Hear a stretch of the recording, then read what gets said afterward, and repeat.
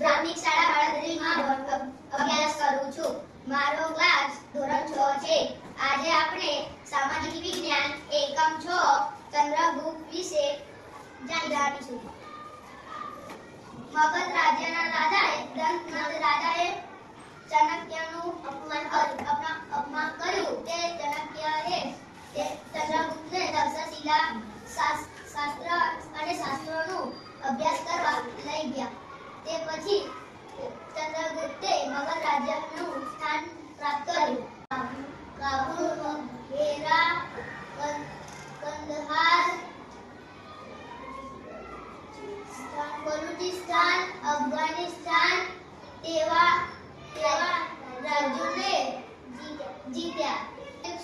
તેની પુત્રી હેલેનાને ચંદ્રગુપ્ત સાથે લગ્ન કર્યા.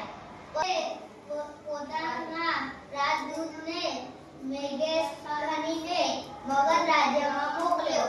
તે મેઘેશથણીએ ઇન્ડિકા પુસ્તક બનાવ્યું.